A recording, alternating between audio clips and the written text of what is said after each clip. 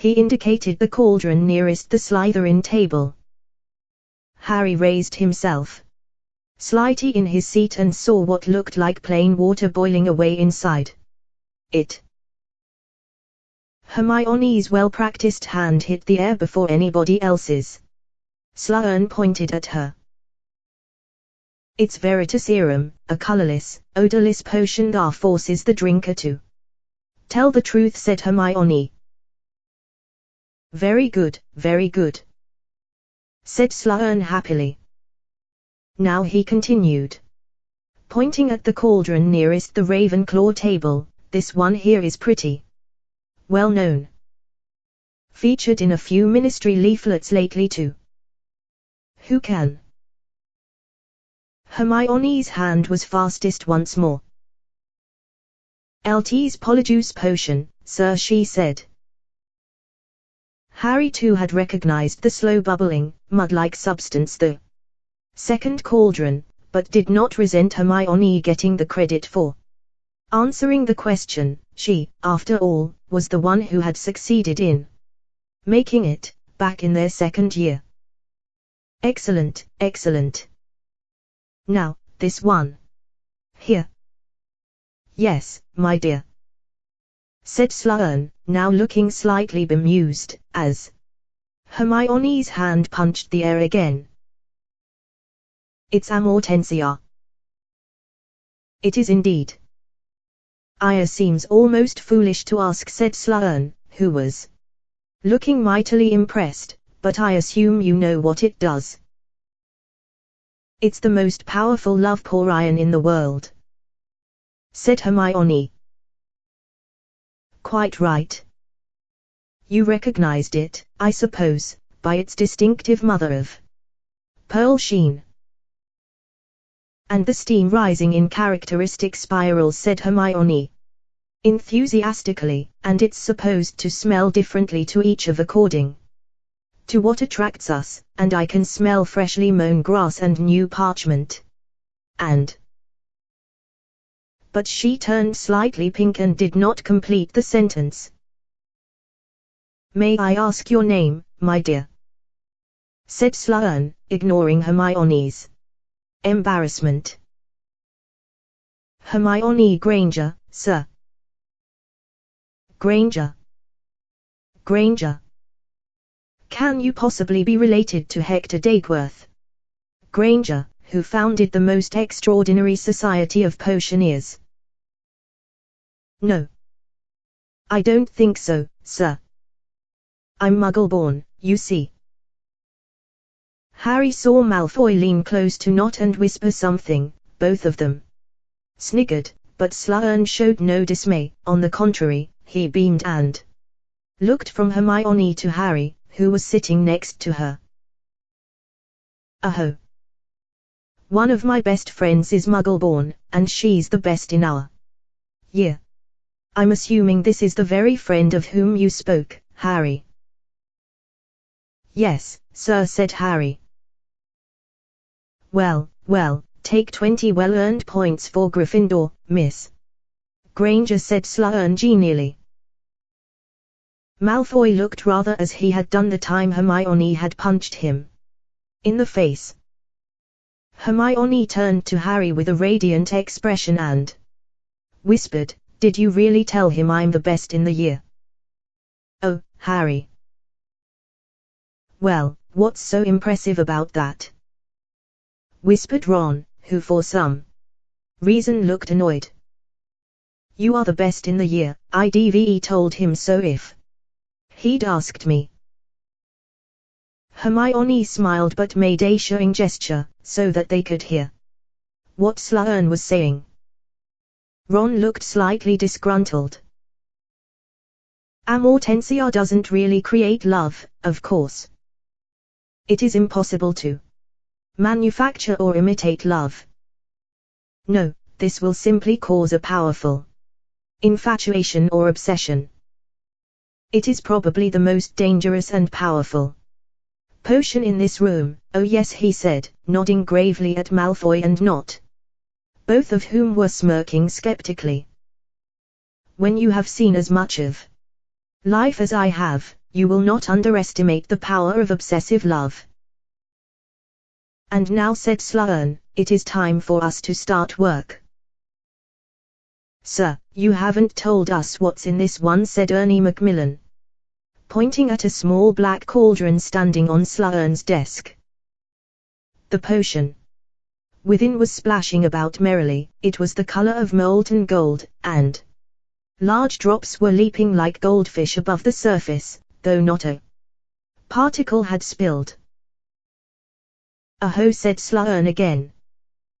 Harry was sure that Sloane had not forgotten the potion at all, but had waited to be asked for dramatic effect. "Yes. That.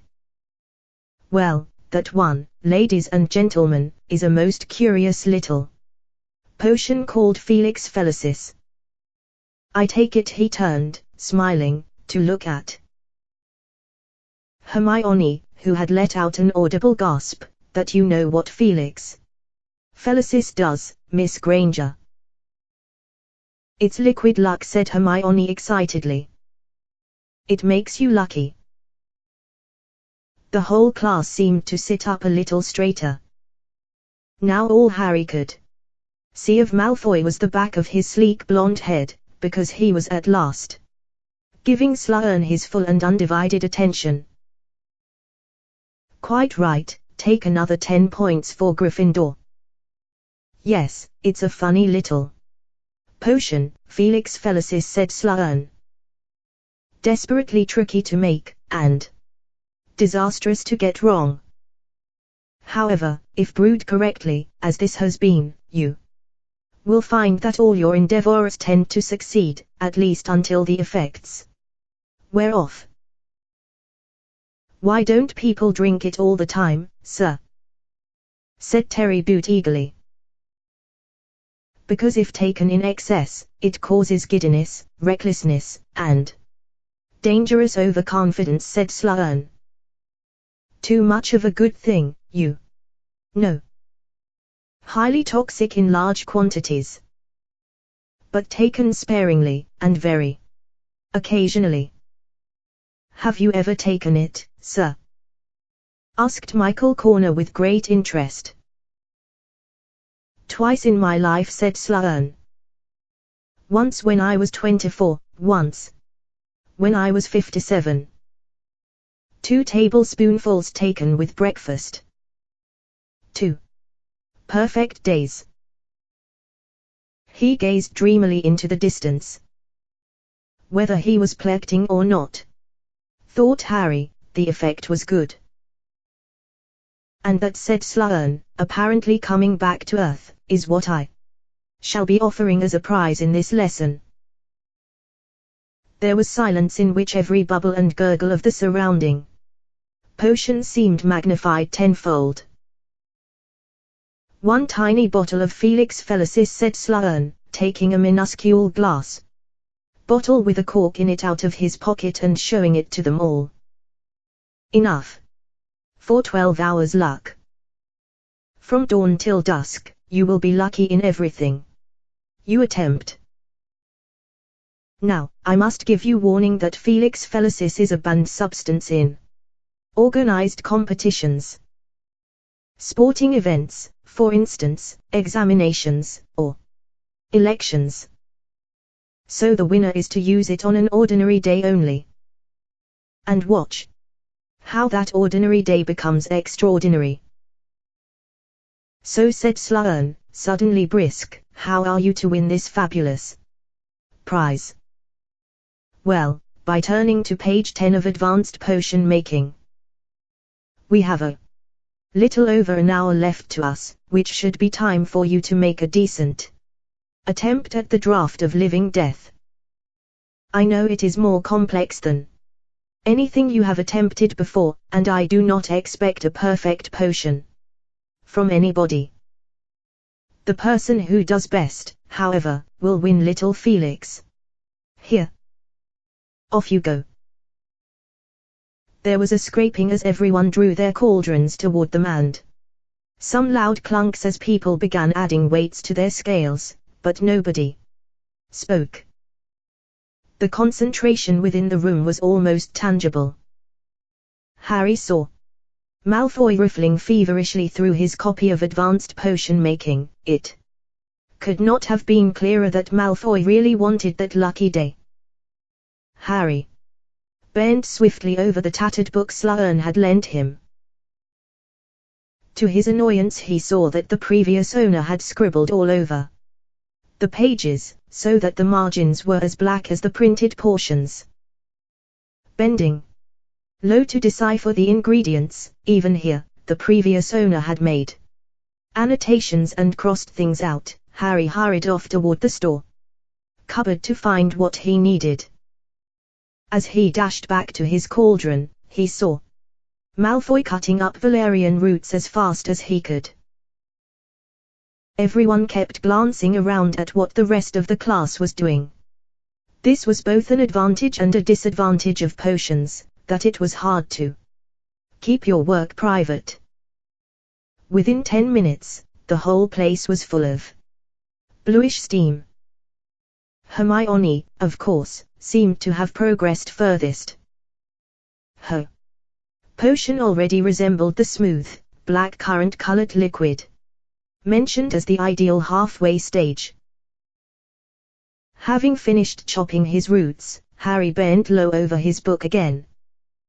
It was really very irritating, having to try and decipher the directions under all the stupid scribbles of the previous owner, who for some reason had taken issue with the order to cut up the Sophophorus bean and had written in the alternative instruction: crush with flat side of silver dagger.